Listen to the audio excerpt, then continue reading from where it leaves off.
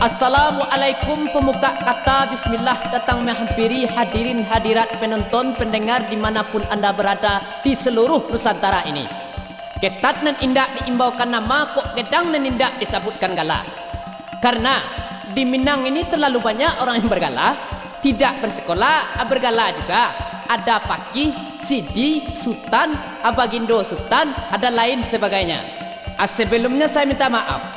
Talintuang dek kenainya, tak singgung dek turun. Sudah tahu saya bergagas, manga mengengkang juga tegak janjang. Apa tut malah terlanda?